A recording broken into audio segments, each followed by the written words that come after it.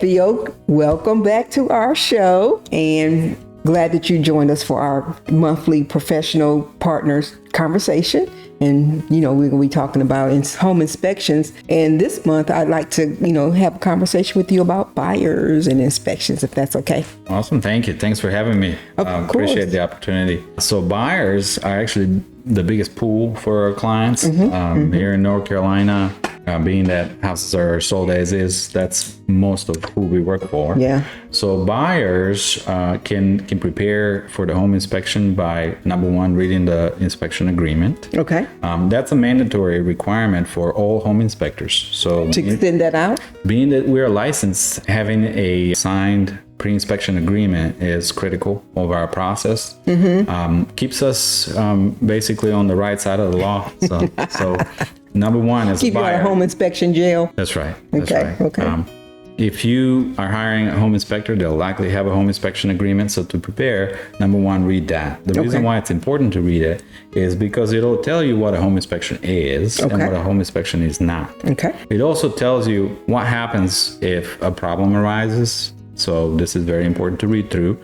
A problem like while you're doing the inspection, or a problem after? What does that mean? Oh, okay. Yes, both. Put together a home inspection agreement will have information about all of that. Okay. So yeah, important to read it and then of course sign it. And then if you have questions, do address it before the inspection starts. Okay. Another thing a buyer can do to prepare for the home inspection is if they have questions or concerns, share this with your agent, share this with your home inspector. It gives them something to maybe focus in on, gather more information, and then there's a chance to talk to between the buyer and the home inspector, then of course address those components.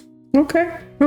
Well, there's a couple things that I took from this conversation here. So buyers need to make sure, whether it's online or if it's hard copy, that they read that agreement first so they can know what it is that the inspection will be doing. So guys, read it. And it's another form. Then also have questions that they have prepared. And when you say questions, what do you think? Well, there's always something. Okay.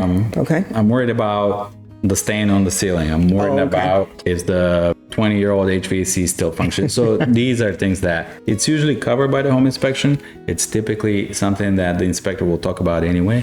But knowing your concerns, we know how to gather up all the details so that when we get a chance to talk, prepare. Okay. So guys, that also means that you are important to the home inspector because he wants to know what it is that you have a concern about. So feel free to have that conversation and don't feel like they're not approachable because they want you to ask those questions as well, as far as, being prepared for your home inspection and what it's going to take. And for a buyer's inspection, I know before on one of the other episodes that we've done that you said about how long? You said 2 hours? So a typical home inspection will run about 2 to 3 hours. Okay, great. And so if the buyer is coming to the home inspection, should they set aside that whole time, or do they need to come at the beginning? Do they need to come at the end? I mean, how is that? Something that we've found that works the best is we'll start the inspection, we'll run for about an hour and a half. And then typically the last half hour is usually the best time to arrive.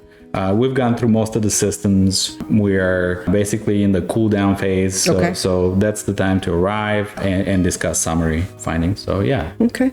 So guys, if you're seeing that, you're seeing what he's saying is that you can come to your home inspection. It's not something that should be foreign to you. Come, ask some questions, have a conversation about what it is that they found in the report, because they have a memory of what it is, or a list of what it is that they found, and they can go over it with you before the full report is there, and then you can ask some basic questions.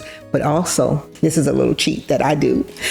Make sure you come, because this is an opportunity for you to learn about some of the systems in your house that you wouldn't normally have that opportunity until you actually live in the home. But this is how you can find out where your water heater is, and where the cutoff is, and where your HVAC is sitting, all of those things. So set aside some time, go to your home inspection, ask some questions, but read the contract before you start, and then it will be a not fun, but a learning opportunity or experience. learning is fun. Yeah, learning, to me it is. Yes, Learning is fun.